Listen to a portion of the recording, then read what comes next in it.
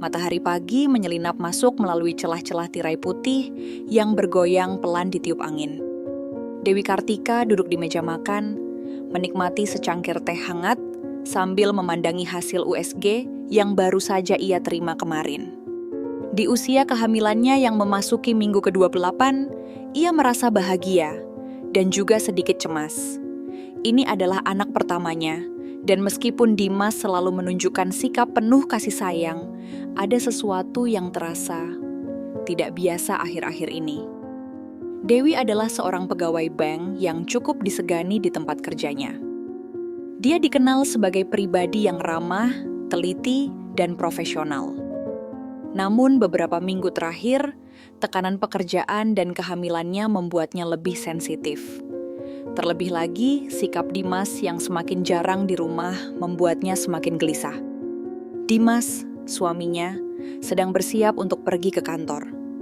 Dia mengenakan setelan jas hitam yang rapi, lengkap dengan dasi biru tua yang Dewi pilihkan untuk ulang tahunnya bulan lalu. "Aku berangkat dulu ya," katanya sambil mencium kening Dewi. "Jangan lupa istirahat, jangan terlalu banyak bekerja." Dewi tersenyum tipis, tapi matanya tak bisa menyembunyikan keraguan. Beberapa minggu terakhir, Dimas sering pulang larut malam. Alasannya selalu sama, rapat penting atau proyek dadakan. Tapi Dewi tahu, ada sesuatu yang disembunyikan suaminya. Dia hanya belum tahu apa. Setelah Dimas pergi, Dewi memandangi hasil USG itu lagi. Wajah bayi kecil di layar hitam putih itu membuatnya tersenyum, namun juga memicu pertanyaan-pertanyaan dalam hatinya. Apakah Dimas benar-benar siap menjadi seorang ayah? Apakah dia benar-benar bahagia dengan kehamilan ini? Sementara itu, di ujung ruangan ponsel Dewi bergetar. Sebuah pesan masuk dari nomor tak dikenal. Pesan itu singkat, namun cukup untuk membuat jantung Dewi berdebar kencang. "Kamu yakin bayi itu milik Dimas?" Dewi menatap layar ponselnya dengan napas tertahan. Siapa yang mengirim pesan ini? Dan apa maksudnya? Dewi masih duduk di kursi makan, ponselnya tergeletak di atas meja dengan layar menyala. Pesan misterius itu terus menghantui pikirannya. "Kamu yakin bayi itu milik Dimas?" Kalimat singkat itu seperti jarum yang menusuk jantungnya, meninggalkan rasa sakit yang tak bisa dijelaskan. Dia mencoba menenangkan diri. Mungkin ini hanya lelucon kejam dari seseorang yang iri padanya. Atau mungkin salah kirim. Tapi bagaimana orang lain tahu soal kehamilannya? Dewi tidak pernah membicarakannya secara terbuka, bahkan di media sosial. Hanya keluarga dekat dan beberapa teman saja yang tahu. Namun ada satu hal yang tak bisa ia pungkiri. Sikap Dimas akhir-akhir ini memang aneh. Dia sering pulang larut malam, kadang tanpa kabar. Ketika Dewi bertanya, dia selalu menjawab dengan alasan pekerjaan. Tapi Dewi mulai meragukan semua itu. Apakah benar-benar pekerjaan? Atau ada sesuatu atau seseorang yang sedang disembunyikannya? Dewi ingat pertemuan pertamanya dengan Dimas 5 tahun lalu. Saat itu, dia baru saja dipromosikan menjadi supervisor di bank tempatnya bekerja. Dimas, yang saat itu menjadi nasabah VIP, datang untuk mengurus pinjaman bisnis. Dari pandangan pertama, Dewi langsung tertarik pada senyum hangat dan caranya berbicara yang sopan namun percaya diri. Setelah beberapa kali bertemu, mereka mulai berbincang lebih lama, hingga akhirnya Dimas mengajaknya makan malam. Hubungan mereka berkembang cepat.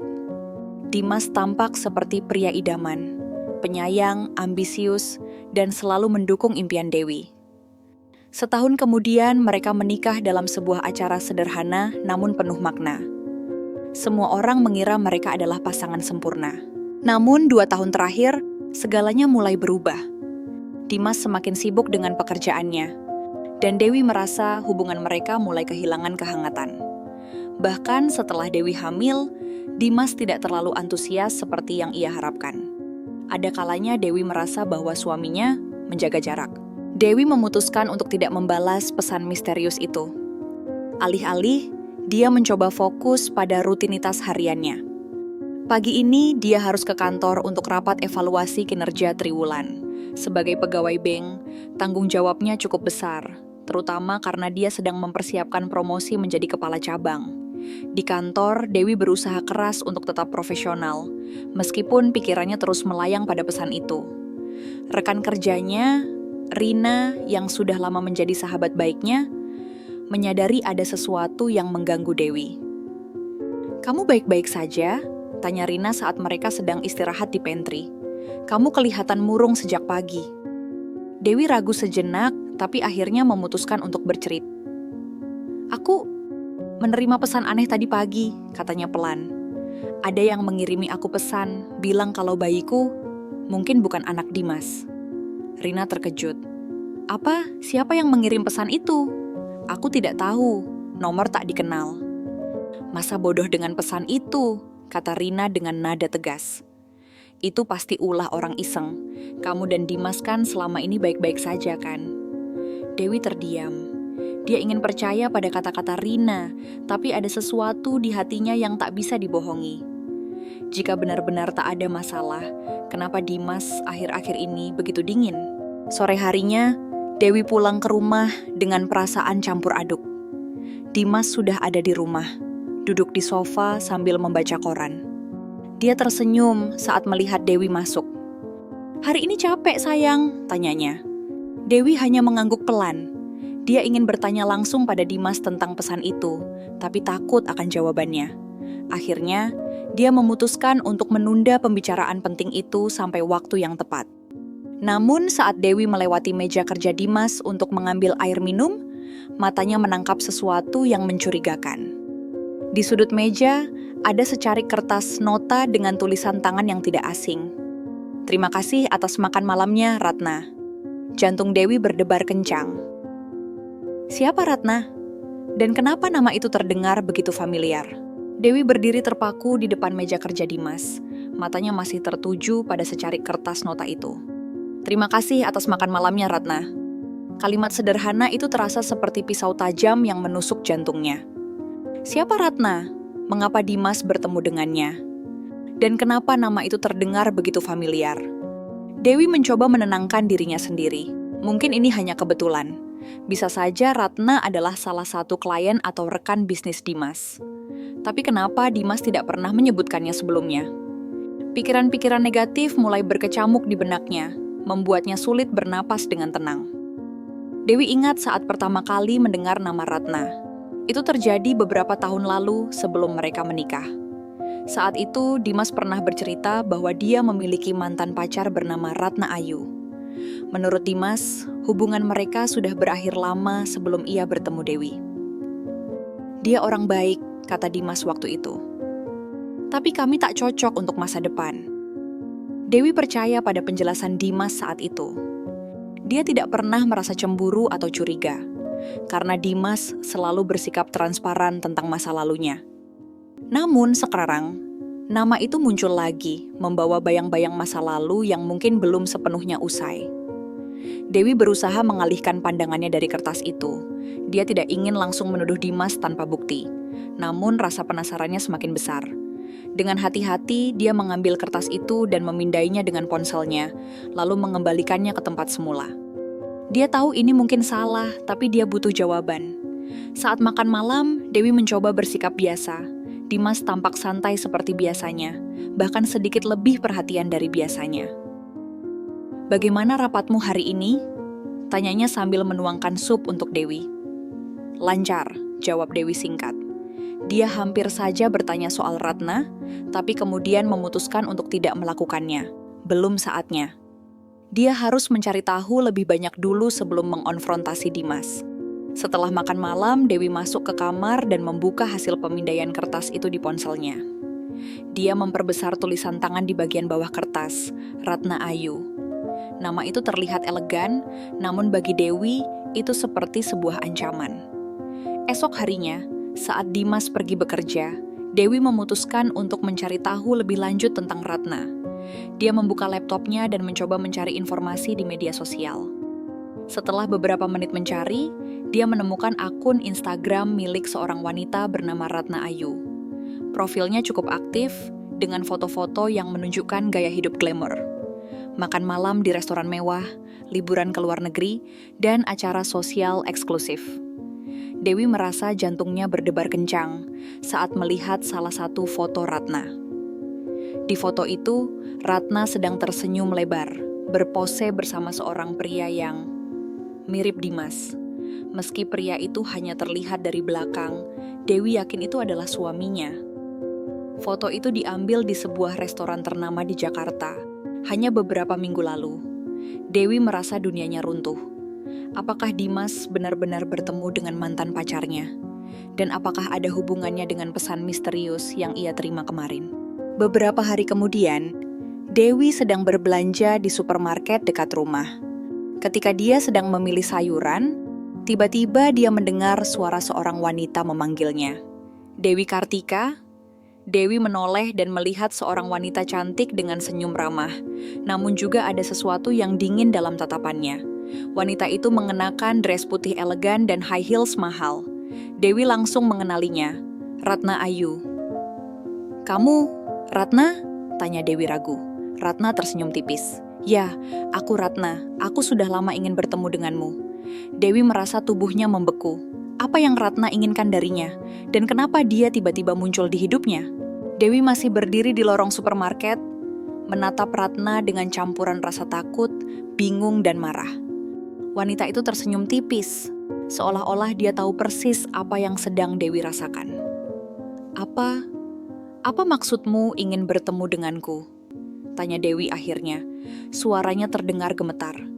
Ratna menghela napas pelan, lalu berkata, "Aku tahu ini mungkin bukan waktu yang tepat untuk membahas ini, tapi aku merasa kamu punya hak untuk tahu sesuatu."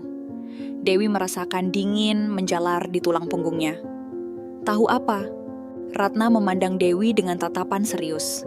"Tentang Dimas, dan tentang bayimu."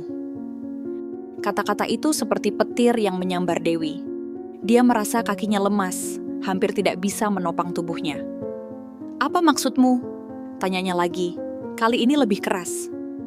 Beberapa pengunjung supermarket mulai menoleh ke arah mereka. "Bukan di sini," kata Ratna cepat, lalu menarik Dewi ke sudut supermarket yang lebih sepi.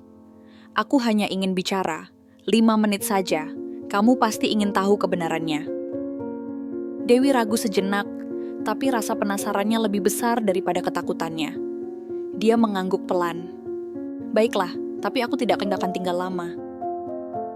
Ratna mengajak Dewi duduk di bangku kecil di area istirahat supermarket. Setelah beberapa detik diam, Ratna mulai berbicara. "Aku dan Dimas, kami bertemu lagi beberapa bulan lalu," katanya pelan. "Awalnya itu hanya pertemuan biasa karena urusan pekerjaan. Tapi entah bagaimana hubungan kami mulai berubah."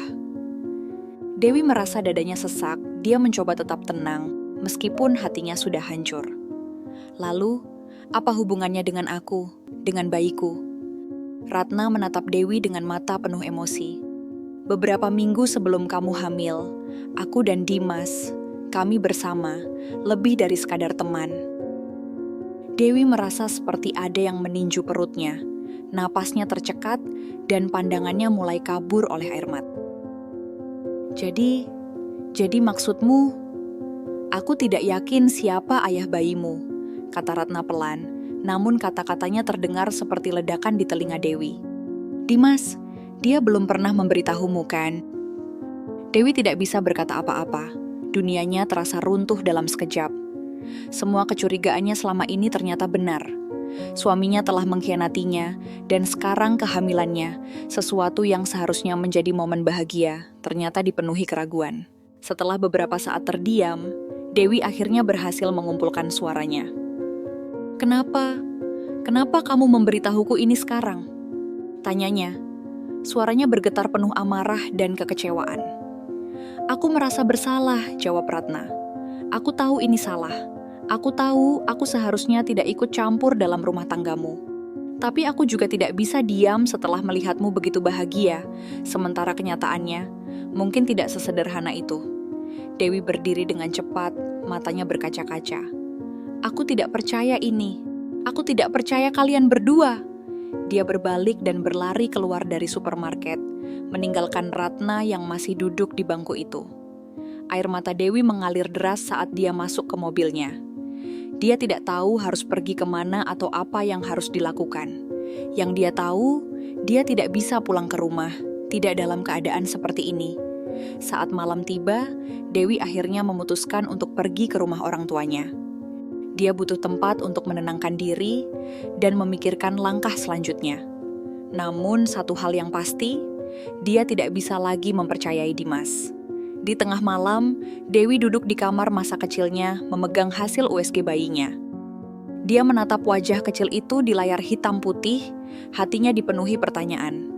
Siapa ayahmu? Apakah aku bisa membesarkanmu tanpa mengetahui kebenaran? Dewi dihadapkan pada pilihan sulit.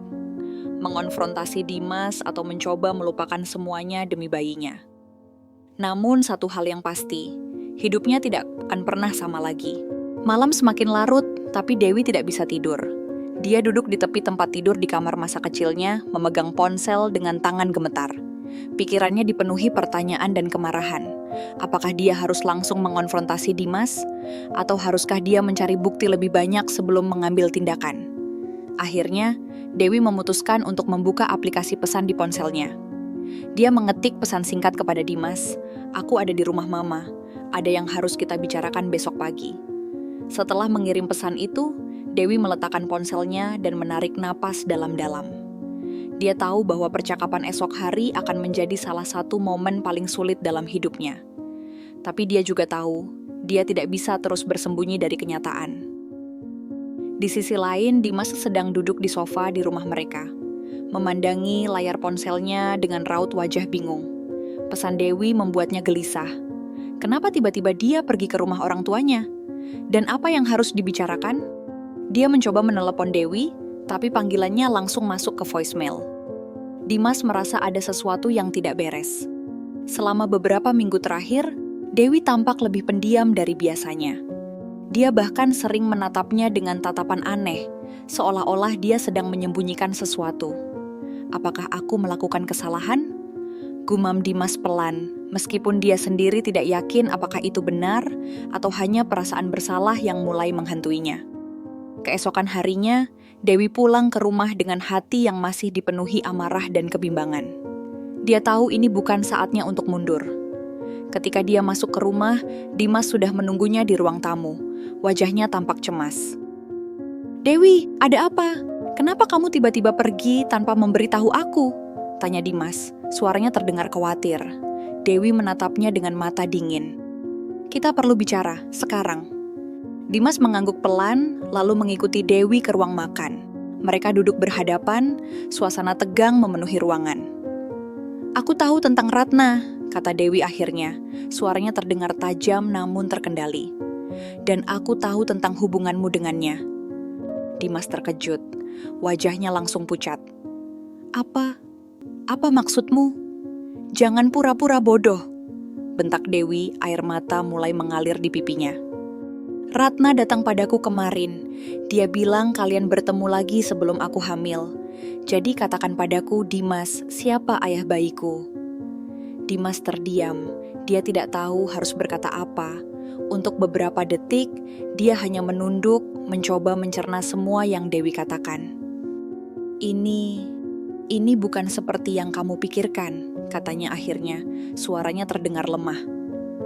"Oh ya, lalu seperti apa?" tantang Dewi, matanya penuh kemarahan. "Kamu mau bilang kalau kalian hanya teman, kalau kalian tidak pernah bersama?" Dimas menatap Dewi dengan mata penuh penyesalan. Aku memang bertemu dengannya.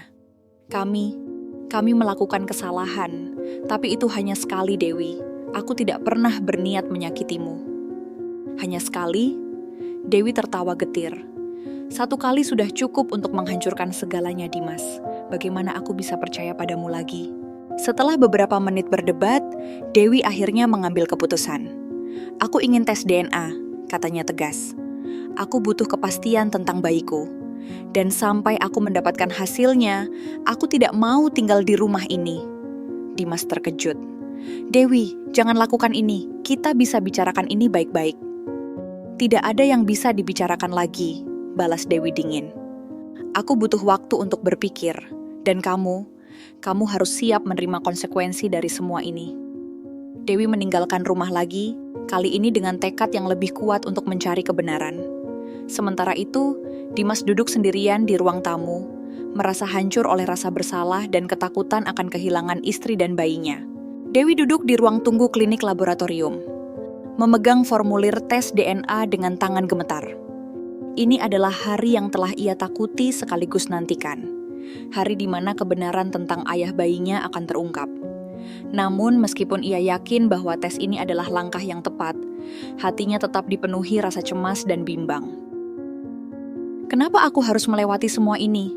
Gumam Dewi pelan, air mata mulai menggenang di matanya. Dia berusaha menenangkan diri dengan mengingatkan dirinya sendiri bahwa dia melakukan ini demi bayinya. Anak itu berhak tahu siapa ayahnya. Setelah beberapa menit menunggu, seorang petugas laboratorium memanggil namanya. Ibu Dewi Kartika.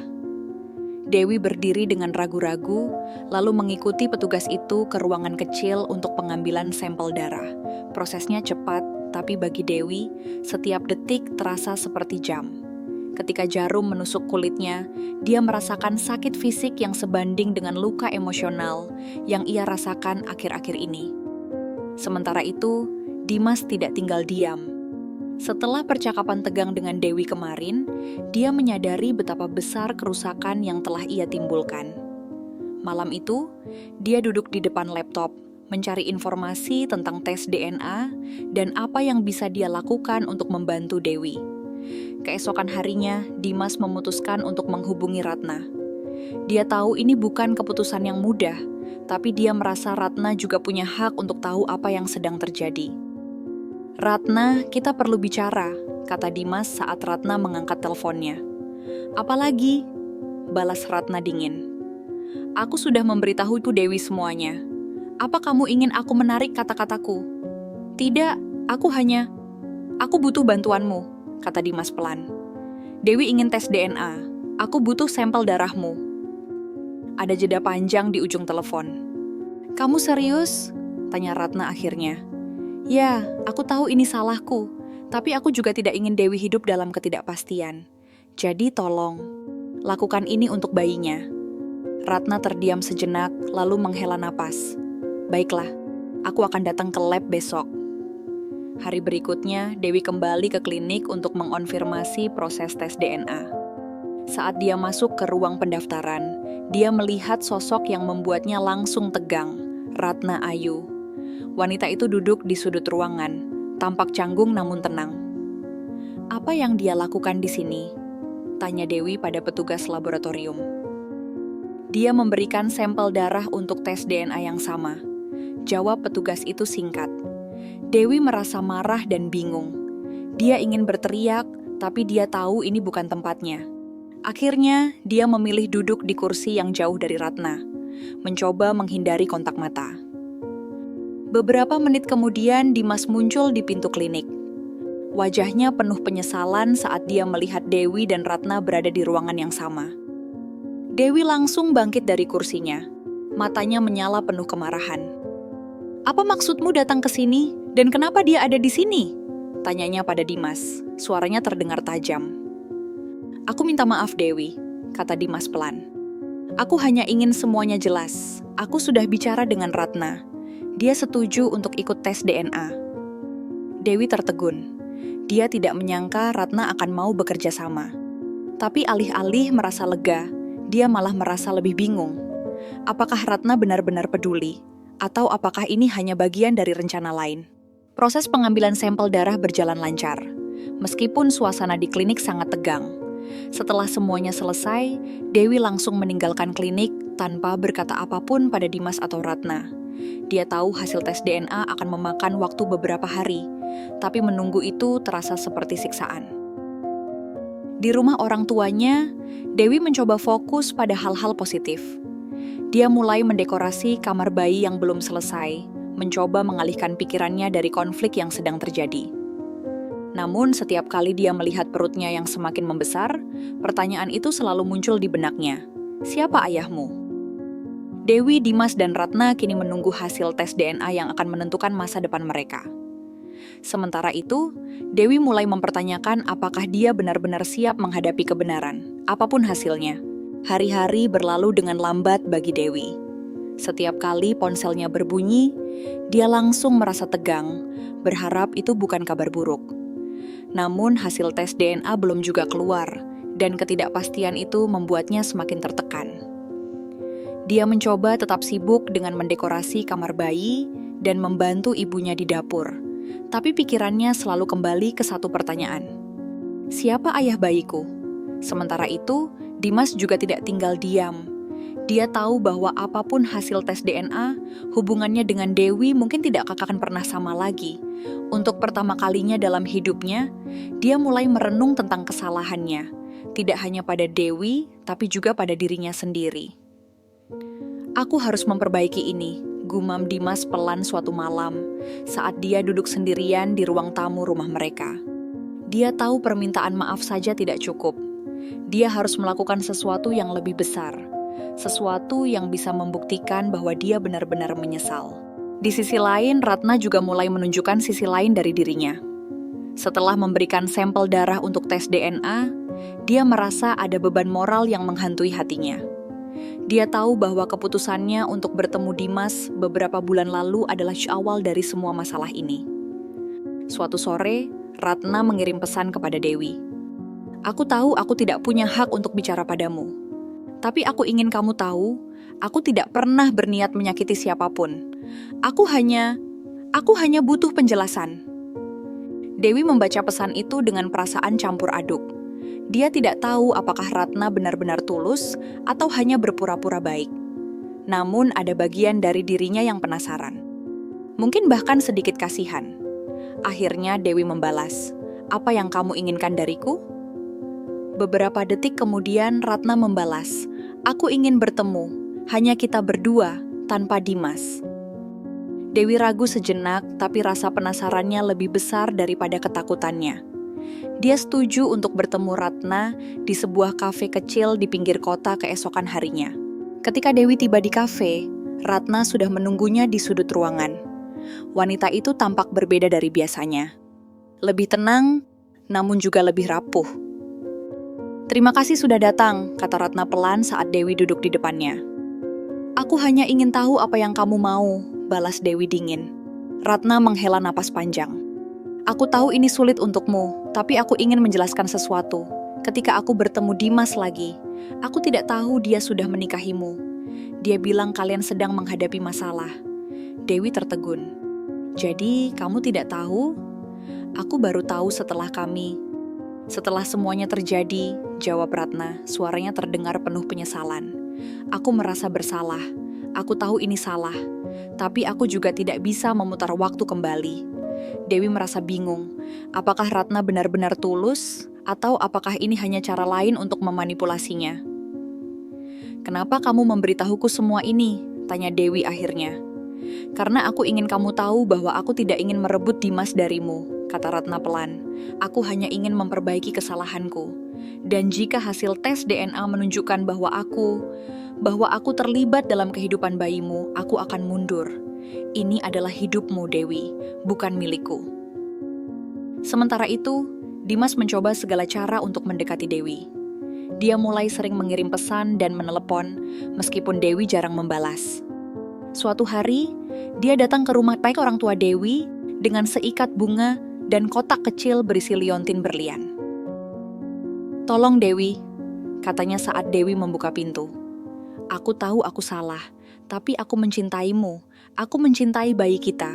Aku akan melakukan apapun untuk memperbaiki ini."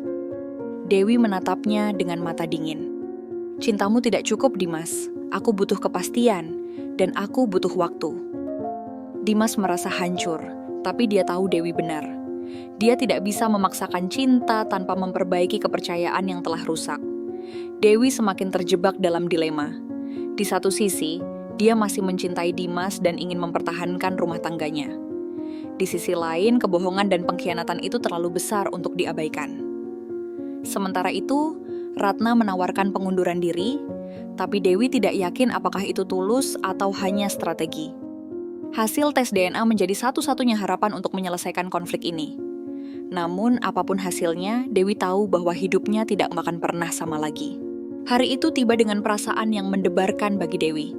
Ponselnya berdering pagi-pagi sekali, menampilkan nomor klinik laboratorium. Jantungnya berdebar kencang saat dia menjawab panggilan itu. "Selamat pagi, Ibu Dewi Kartika," kata suara petugas di ujung telepon.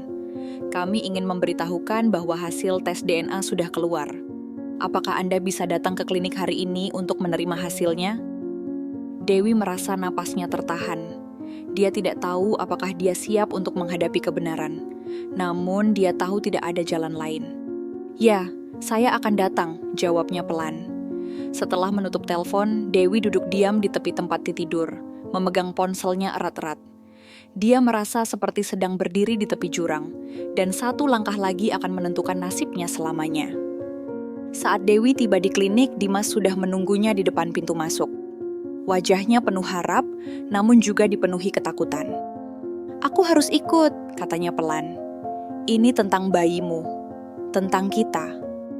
Dewi ragu sejenak, tapi akhirnya mengangguk. Mereka masuk bersama ke ruangan klinik, di mana petugas laboratorium memberikan amplop coklat yang berisi hasil tes DNA. Dewi memegang amplop itu dengan tangan gemetar, sementara Dimas menatapnya dengan mata penuh rasa bersalah. "Aku yang membuka," kata Dewi akhirnya. Suaranya terdengar tegas meskipun hatinya bergetar. Dia membuka amplop itu perlahan-lahan, lalu mulai membaca isi dokumennya. Beberapa detik pertama, wajah Dewi kosong, tanpa ekspresi. Tapi kemudian, matanya mulai berkaca-kaca, dan tubuhnya gemetar hebat. Apa hasilnya?" tanya Dimas dengan suara serak. Dewi menatapnya dengan tatapan kosong, lalu berkata dengan suara bergetar, "Kamu bukan ayahnya." Dimas terdiam. Dunianya runtuh dalam sekejap. Dia merasa seperti ada yang meninju perutnya, membuatnya sulit bernapas. Apa maksudmu?" tanyanya. Suaranya nyaris tak terdengar. "Hasil tesnya jelas," balas Dewi dingin. "Ratna Ayu adalah ibu biologis dari anak ini. Dan kamu tidak ada hubungannya dengan bayiku." Dimas merosot ke kursi, menundukkan kepalanya. Dia tidak tahu harus berkata apa. Semua kesalahannya, semua kebohongannya, akhirnya terungkap tanpa ampun. Dewi berdiri dengan marah, air mata mengalir deras di pipinya. "Bagaimana bisa aku percaya padamu lagi, Dimas? Bagaimana bisa aku hidup denganmu setelah semua ini?" "Aku minta maaf, Dewi," kata Dimas pelan, suaranya penuh penyesalan. "Aku tahu aku salah. Aku tahu aku sudah menghancurkan segalanya. Tapi aku masih mencintaimu. Aku masih ingin memperbaiki semuanya." "Cinta tidak cukup," bentak Dewi. Suaranya terdengar putus asa. "Aku butuh kepercayaan, Dimas, dan kau sudah menghancurkannya." Sementara itu, Ratna mendapat kabar tentang hasil tes DNA dari Dimas. Dia langsung menghubungi Dewi, meminta bertemu lagi. Ketika mereka bertemu di sebuah taman kecil, Ratna tampak lebih tenang, namun juga lebih rapuh. "Aku tahu ini sulit untukmu," kata Ratna pelan. "Tapi aku ingin kamu tahu, aku tidak akan merebut bayi itu darimu. Dia adalah bagian dari hidupmu, Dewi, bukan milikku." Dewi menatap Ratna dengan mata penuh amarah dan bingung. "Kenapa kamu melakukan ini? Kenapa kamu datang kepadaku setelah semua yang terjadi?" "Karena aku juga manusia," balas Ratna pelan. "Aku tahu aku salah, tapi aku juga tidak bisa memutar waktu kembali. Yang bisa aku lakukan sekarang adalah memastikan bahwa bayi itu bahagia, bahkan jika itu berarti aku harus mundur sepenuhnya." Malam itu, Dewi duduk sendirian di kamarnya, memegang hasil tes DNA dan memikirkan langkah selanjutnya. Dia tahu bahwa rumah tangganya dengan Dimas sudah tidak bisa diselamatkan. Tapi dia juga tahu bahwa dia harus memikirkan masa depan bayinya. Akhirnya, Dewi membuat keputusan besar. Dia akan meninggalkan Dimas dan memulai hidup baru bersama bayinya. Dia juga memutuskan untuk tidak melibatkan Ratna lebih jauh dalam hidupnya. Bayi itu adalah tanggung jawabnya, dan hanya dia yang bisa membesarkannya dengan baik. Hasil tes DNA telah mengubah segalanya. Dewi memutuskan untuk meninggalkan Dimas dan memulai hidup baru, sementara Dimas harus menghadapi konsekuensi dari semua kesalahannya. Ratna, meskipun terlibat dalam konflik ini, memilih untuk mundur demi kebahagiaan bayi tersebut. Malam semakin larut, tapi Dewi tidak bisa tidur. Dia duduk di tepi tempat tidur di kamar masa kecilnya, memandangi hasil tes DNA yang masih tergeletak di atas meja. Hatinya dipenuhi campuran rasa lega dan kehancuran. Lega karena akhirnya dia tahu kebenarannya, tapi hancur karena rumah tangganya dengan Dimas telah berakhir tanpa jalan kembali. Dewi menyadari bahwa keputusan untuk meninggalkan Dimas bukan hanya tentang pengkhianatan atau kebohongan. Ini juga tentang harga dirinya sebagai seorang wanita, sebagai seorang istri, dan yang lebih penting, sebagai seorang ibu. Dia tidak ingin bayinya tumbuh dalam lingkungan penuh ketidakpercayaan dan luka batin. "Ini demi kamu," gumam Dewi pelan, membelai perutnya yang semakin membesar. "Aku akan memastikan kamu tumbuh bahagia meskipun tanpa ayah." Di sisi lain, Dimas merasa seperti orang asing di rumahnya sendiri. Setelah percakapan tegang dengan Dewi, dia menyadari bahwa dia telah kehilangan segalanya, istrinya, bayinya, dan kebahagiaannya. Tapi dia juga tahu bahwa ini semua adalah konsekuensi dari kesalahannya sendiri. "Aku harus memperbaiki diriku," gumam Dimas pelan saat dia duduk sendirian di ruang tamu. Dia memutuskan untuk mengambil cuti panjang dari pekerjaannya dan mulai berkonsultasi dengan seorang psikolog. Dia tahu bahwa masalahnya tidak hanya soal hubungannya dengan Dewi, tapi juga soal pola pikir dan perilakunya yang egois selama ini. Suatu hari, Dimas memutuskan untuk menulis surat kepada Dewi. Dia tahu Dewi mungkin tidak akan membacanya, tapi dia merasa perlu mengungkapkan perasaannya. Kepada Dewi, "Aku tahu kata-kata tidak cukup untuk memperbaiki semua yang telah aku rusak. Aku tahu permintaan maaf tidak akan mengembalikan kepercayaanmu padaku. Tapi aku ingin kamu tahu bahwa aku benar-benar menyesal. Aku tidak bisa mengubah masa lalu, tapi aku berjanji untuk menjadi pria yang lebih baik. Jika suatu hari kamu memberiku kesempatan, aku akan membuktikan bahwa aku layak dipercaya lagi. Tapi jika kamu memilih untuk melanjutkan hidup tanpaku, aku akan menghormati keputusanmu. Yang terpenting bagiku adalah kebahagiaanmu dan bayi kita. Maafkan aku, Dewi, untuk segalanya." Dimas meletakkan surat itu di meja kerjanya, berharap Dewi akan menemukannya suatu hari nanti. Dia tahu ini mungkin sia-sia, tapi setidaknya dia telah mencoba. Sementara itu, Ratna juga membuat keputusan besar. Setelah bertemu dengan Dewi beberapa hari lalu, dia menyadari bahwa kehadirannya hanya akan memperkeruh suasana. Dia memutuskan untuk pindah ke luar kota dan memulai hidup baru. Sebelum pergi, Ratna mengirim pesan singkat kepada Dewi. "Aku sudah pindah. Aku harap kamu dan bayimu bahagia. Maafkan aku untuk semuanya." Dewi membaca pesan itu dengan perasaan campur aduk. Dia tidak tahu apakah Ratna benar-benar tulus, tapi dia merasa lega karena Ratna tidak akan lagi menjadi bagian dari hidupnya. Beberapa hari kemudian, Dewi memutuskan untuk bertemu Dimas satu kali terakhir. Mereka bertemu di sebuah kafe kecil yang biasa mereka kunjungi saat masih bahagia bersama. Suasana tegang, tapi juga dipenuhi kesedihan. "Aku akan pindah," kata Dewi pelan. "Aku butuh waktu untuk memulai hidup baru. Tanpamu." Dimas menatapnya dengan mata penuh penyesalan.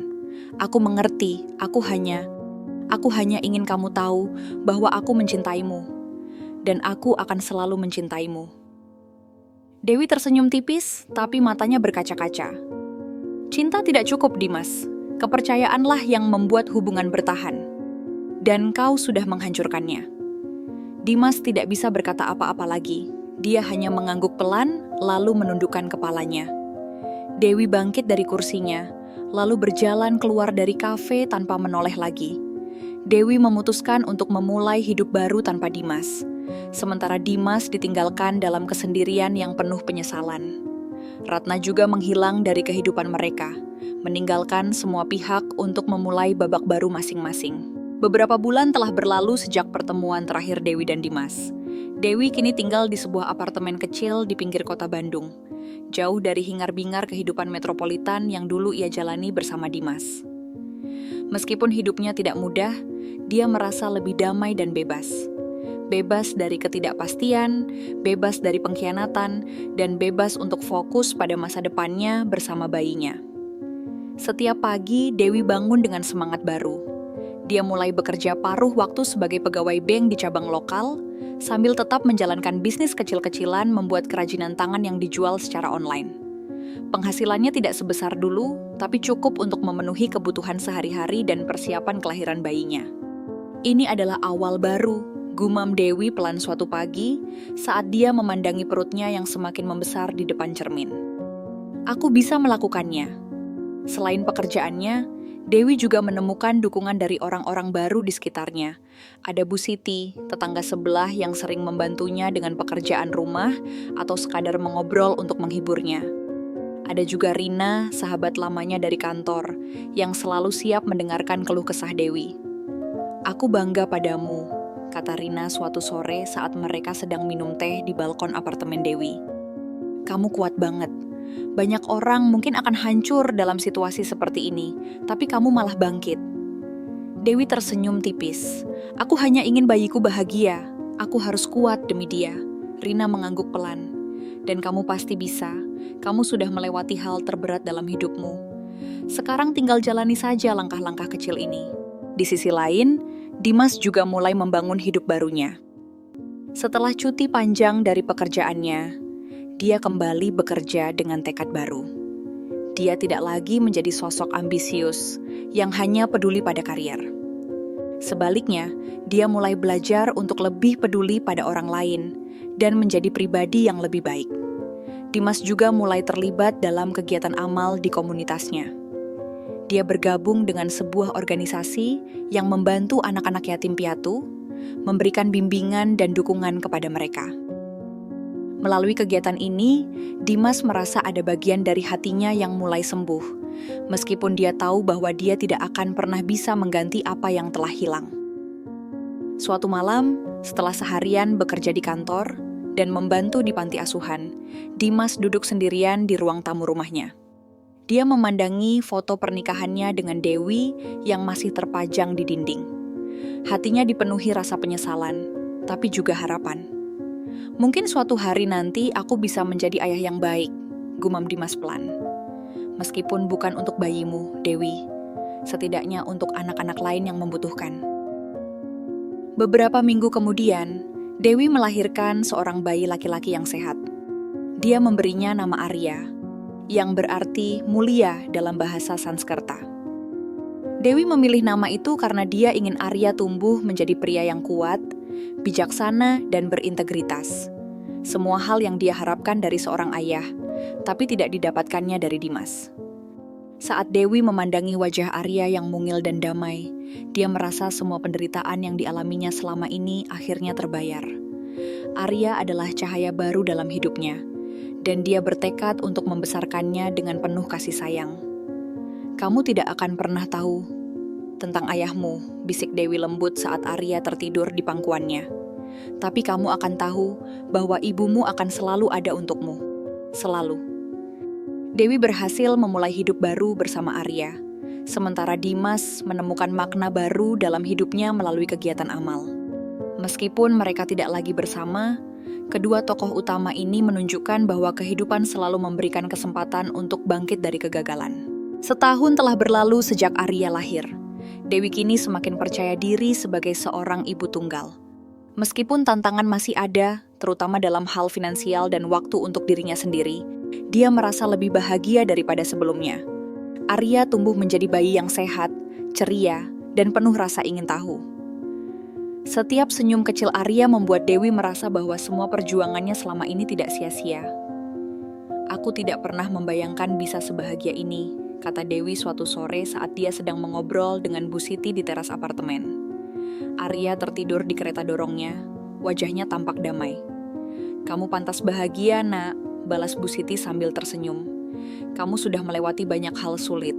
Sekarang, nikmatilah momen-momen indah bersama Arya." Dewi mengangguk pelan. Dia menyadari bahwa kebahagiaan tidak selalu datang dari hubungan romantis atau kehidupan yang sempurna.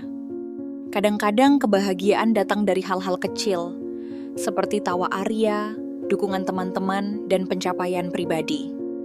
Selain bekerja paruh waktu di bank, Dewi juga berhasil mengembangkan bisnis kerajinan tangannya. Produk-produknya mulai dikenal di media sosial, dan dia bahkan mendapatkan beberapa pesanan besar dari toko lokal. Penghasilannya meningkat, memungkinkan dia untuk memberikan yang terbaik bagi Arya.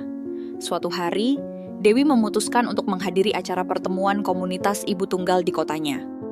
Awalnya, dia ragu untuk bergabung karena takut dihakimi. Namun, setelah bertemu dengan wanita-wanita lain yang memiliki pengalaman serupa, dia merasa lega.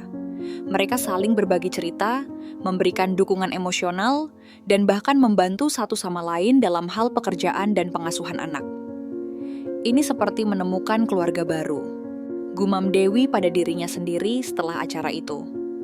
Dia merasa tidak lagi sendirian dalam perjuangannya. Di sisi lain, Dimas juga menemukan makna baru dalam hidupnya. Meskipun dia masih merasa penyesalan mendalam atas apa yang terjadi dengan Dewi dan Arya, dia mulai belajar untuk menerima kenyataan bahwa dia tidak bisa mengubah masa lalu. Yang bisa dia lakukan adalah memperbaiki dirinya dan memberikan kontribusi positif kepada orang-orang di sekitarnya. Melalui kegiatan amal di panti asuhan, Dimas menemukan kepuasan yang belum pernah dia rasakan sebelumnya. Dia mulai membangun hubungan yang lebih dekat dengan anak-anak di sana, mengajarkan mereka tentang nilai-nilai kehidupan, dan bahkan membantu beberapa dari mereka mendapatkan beasiswa untuk sekolah. "Aku mungkin tidak bisa menjadi ayah bagi Arya," kata Dimas suatu malam saat dia sedang menulis jurnal. "Tapi aku bisa menjadi kakak, mentor, atau sahabat bagi anak-anak ini. Mungkin inilah tujuan hidupku sekarang."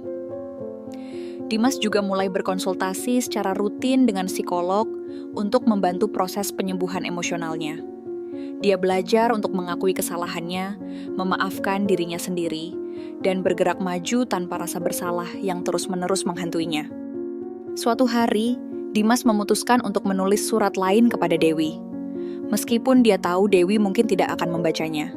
Surat ini lebih ringan, lebih penuh harapan. Kepada Dewi, "Aku tidak tahu apakah kamu akan membaca surat ini, tapi aku hanya ingin kamu tahu bahwa aku sudah berubah. Aku tidak lagi menjadi pria yang sama seperti dulu. Aku bangga padamu. Kamu telah menjadi ibu yang luar biasa bagi Arya, meskipun tanpa dukunganku. Aku berharap suatu hari nanti kamu bisa menemukan kebahagiaan yang layak kamu dapatkan. Untuk Arya, aku hanya bisa berdoa agar dia tumbuh menjadi pria yang kuat dan bijaksana seperti ibunya. Aku mungkin tidak ada di sisinya, tapi aku akan selalu mendoakannya. Terima kasih telah mengajarkanku arti cinta dan pengorbanan, meskipun aku gagal mempertahankannya." Salam Dimas. Dewi menemukan kebahagiaan baru sebagai seorang ibu tunggal, sementara Dimas belajar untuk menerima kenyataan dan memberikan makna baru dalam hidupnya. Meskipun mereka tidak lagi bersama, kedua tokoh utama ini menunjukkan bahwa kehidupan selalu memberikan kesempatan untuk tumbuh dan menjadi versi terbaik dari diri mereka. 3 tahun telah berlalu sejak Arya lahir. Dewi kini menjadi wanita yang lebih kuat, mandiri, dan penuh semangat. Bisnis kerajinan tangannya telah berkembang pesat, bahkan dia berhasil membuka toko kecil di pusat kota Bandung. Produk-produknya tidak hanya diminati oleh pelanggan lokal, tapi juga mulai dilirik oleh pasar online di luar kota. Arya tumbuh menjadi anak kecil yang ceria dan pintar. Dia sangat dekat dengan Dewi, selalu mengikuti ibunya kemanapun dia pergi. Setiap kali Arya bertanya tentang ayahnya, Dewi selalu menjawab dengan lembut, "Ayahmu adalah seseorang yang tidak bisa bersama kita, tapi dia pasti mencintaimu." Meskipun Dewi tidak pernah memberikan jawaban detail, dia memastikan bahwa Arya tumbuh dalam lingkungan yang penuh kasih sayang. Dia juga sering membawa Arya ke acara komunitas ibu tunggal, di mana Arya bisa bermain dengan teman-teman sebayanya dan belajar tentang nilai-nilai kehidupan. Suatu hari, Dewi menerima sebuah paket tanpa nama pengirim. Di dalamnya ada sebuah buku cerita anak-anak dengan judul Petualangan Arya Sang Pahlawan Kecil. Ketika Dewi membuka halaman pertama, dia menemukan catatan singkat. "Untuk Arya, pahlawan kecil yang akan selalu membuat dunia lebih baik. Semoga dia tumbuh menjadi pria yang bijaksana, penuh cinta, dan berintegritas. Dari seseorang yang peduli." Dewi tersenyum tipis. Dia tahu siapa pengirimnya, meskipun tidak ada nama yang tertera. Surat itu tidak mengubah apapun, tapi Dewi merasa lega mengetahui bahwa Dimas masih peduli pada Arya, meskipun dari jauh. Di sisi lain, Dimas telah menjalani transformasi besar dalam hidupnya. Dia tidak lagi menjadi pria ambisius yang hanya peduli pada karier. Sebaliknya, dia menemukan makna baru dalam membantu orang lain. Melalui kegiatan amal di panti asuhan, dia berhasil membantu beberapa anak mendapatkan beasiswa dan kesempatan untuk melanjutkan pendidikan. Dimas juga mulai menulis buku tentang pengalaman hidupnya, tentang kesalahannya, penyesalannya, dan bagaimana dia belajar untuk bangkit dari kegagalan. Buku itu berjudul Kebenaran yang Membebaskan, dan di dalamnya dia berbagi tentang pentingnya kejujuran, tanggung jawab, dan cinta dalam hubungan keluarga. Buku itu diterbitkan secara anonim, karena Dimas tidak ingin mencari perhatian. Namun ketika buku itu mulai dikenal, banyak pembaca yang terinspirasi oleh ceritanya. Beberapa bahkan menghubungi Dimas secara pribadi untuk berterima kasih atas pesan-pesan positif yang dia tulis. Aku tidak pernah membayangkan bahwa kegagalan bisa membawa begitu banyak makna, kata Dimas suatu malam saat dia duduk di teras rumahnya, memandangi langit malam yang penuh bintang. Mungkin aku tidak bisa menjadi ayah bagi Arya, tapi aku bisa menjadi pahlawan bagi anak-anak lain. Beberapa bulan kemudian, Dewi dan Arya sedang berjalan-jalan di taman kota ketika Arya tiba-tiba berlari ke arah seorang pria yang sedang duduk di bangku taman. Pria itu adalah Dimas. Dewi terkejut, tapi dia tidak marah. Dia hanya diam, memperhatikan Arya yang tersenyum lebar dan menunjukkan mainan mobil kecilnya kepada Dimas. Dimas tersenyum tipis, matanya berkaca-kaca saat melihat wajah Arya yang mirip dengannya. "Arya, kamu sudah besar," kata Dimas pelan, suaranya penuh emosi. Dewi mendekat perlahan. "Aku tidak tahu kamu di sini," katanya dingin, namun nada suaranya tidak lagi dipenuhi kemarahan. Aku hanya ingin melihatnya," balas Dimas pelan. "Hanya sebentar." Dewi mengangguk pelan. Dia tidak ingin Arya merasa bingung, jadi dia membiarkan Arya bermain dengan Dimas selama beberapa menit. Setelah itu, dia menggendong Arya dan berkata, "Sudah waktunya pulang, Nak." Dimas hanya mengangguk, matanya masih memandangi Arya dengan penuh rasa rindu. Sebelum Dewi pergi, dia berkata pelan, "Terima kasih sudah menjaga Arya dengan baik." Dewi tidak menjawab. Dia hanya tersenyum tipis, lalu berjalan, pergi dengan Arya di gendongannya. Arya, meskipun tidak pernah tahu siapa ayahnya, tumbuh menjadi anak yang penuh cinta dan harapan. Bagi Dewi, Arya adalah simbol kekuatan dan kebahagiaan. Bagi Dimas, Arya adalah pengingat bahwa meskipun dia gagal sebagai seorang ayah, dia masih bisa menjadi pahlawan bagi orang lain. Dan begitulah hidup terus berjalan, penuh tantangan, tetapi juga penuh harapan.